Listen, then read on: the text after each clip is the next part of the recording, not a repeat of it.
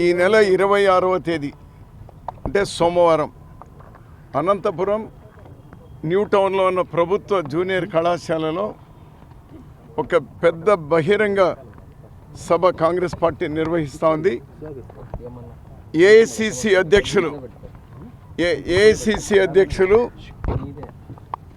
మల్లికార్జున్ ఖర్గే గారు, ప్రదేశ్ కాంగ్రెస్ అధ్యక్షులు షర్మిలారెడ్డి గారు, అలానే సిడబ్ల్యూసి సభ్యులు, మిగిలినటువంటి సీనియర్ లీడర్లందరూ కూడా వస్తారు.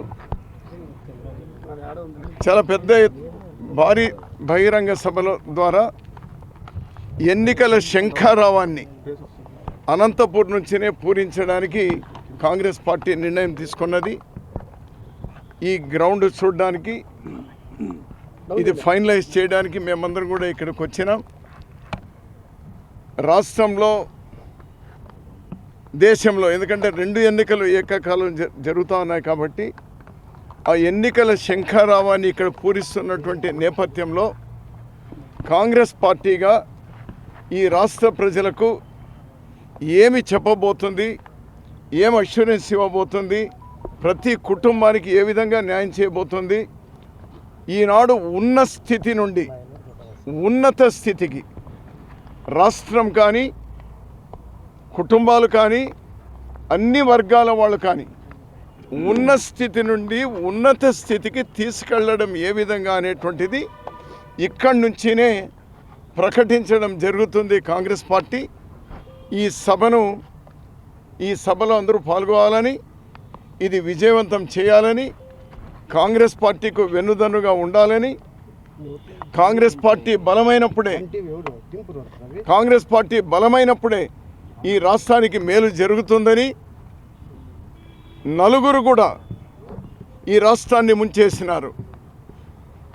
దుష్ట చతుష్టయం, Bharatiya Janata party, Jagan party, Telugu Desam party, Pawan party, ఈ 4 పార్టీలు కుమ్మక్కై ఈ రాష్ట్రాన్ని తిరోగమనం వైపు తీసుకెళ్తున్నటువంటి సందర్భంలో ఆ స్థితి నుండి మళ్ళీ మేము ఉన్నత స్థితికి, అత్యున్నత స్థితికి తీసుకెళ్లేటువంటి ఒక కార్యాచరణ ఇక్కడి నుంచినే ప్రకటించడం జరుగుతుంది.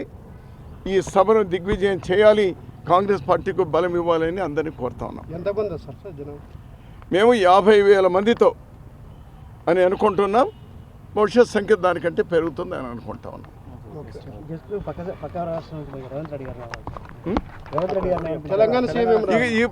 ఈ సభలో ఏఐసిసి అధ్యక్షులు మల్లికార్జున్ ఖర్గే గారు, షర్మిలారెడ్డి గారు, అదేవిధంగా సిడబ్ల్యూసి సభ్యులు, ఈ రాష్ట్ర స్థాయి నాయకులందరూ కూడా పాల్గొనడం జరుగుతుంది.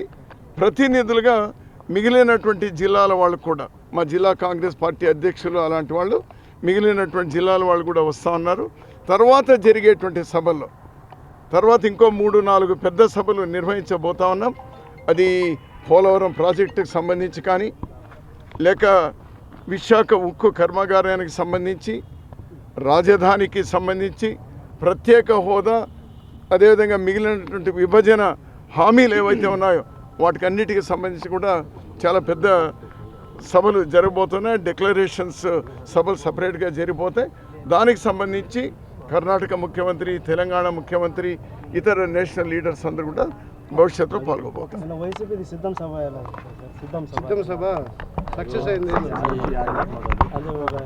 కట్టి నేను ఇంకో పార్టీ గురించి మాట్లాడడం బాగుండదు కానీ, బట్ నేను 4-5 రోజులుగా ఊర్లోనే ఉన్నాను.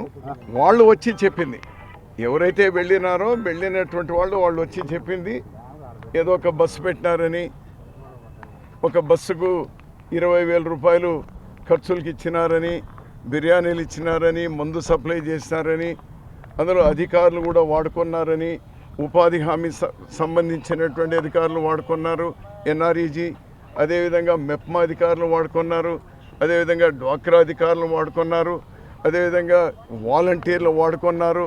మొత్తం అది ప్రభుత్వ సభన లేక పార్టీ సభన అర్థం కాలేకుండా పోయింది. అది ఏదైతే ఉందో, ఒక లైన్ ఏదైతే ఉండాలో పార్టీకు ప్రభుత్వానికి, అది చెరిపి వేసినట్టు నాకు అర్థమైంది. నిన్ననే చెప్పినాను నేను, దురదృష్టం కొద్దీ ఈ రాష్ట్రంలో చాలా ఛానళ్ళు లేదు కొన్ని ఛానళ్ళు కొన్ని పత్రికలు ఆయా పార్టీలకు అంకితమై ఉన్నాయి. అది వాళ్ళ ఇష్టం. కానీ విలేకరులు ఆ విధంగా ఉండరు కదా. విలేకరులు ఆ నెల జీతం మీద వాళ్ళు జీవనం చేసేటువంటి వాళ్ళు చేయవలసినటువంటి పనులు వాళ్ళు చేస్తారు. వాళ్ళు ఎన్నో రాస్తారు. వాళ్ళు రాసిన కూడా యథాస్థితిలో టీవీలో పేపర్లో రావసమా? ఇవన్నీ కూడా యాజమాన్యాలు సాక్షికి తగ్గట్టుగా వాళ్ళు, ఏబిఎన్కి తగ్గట్టుగా వాళ్ళు, లేకపోతే మిగిలినటువంటి వాళ్ళు వాళ్ళకి తగ్గట్టుగా వాళ్ళు దాన్ని అమెండ్ చేసుకుంటారు. దాన్ని తప్పనిసి ఏదైనా మీకు ఇబ్బందులు ఉంటే యాజమాన్యాలతో మాట్లాడుకోవాలి. కానీ ఒక ఏదో 5,000 10,000 జీతం కోసం పనిచేసేటువంటి ఒక విలేకరి మీద దాడి చేయడం అనేటువంటి పిచ్చుకు మీద బ్రహ్మాస్త్రమే. అది చాలా తప్పది.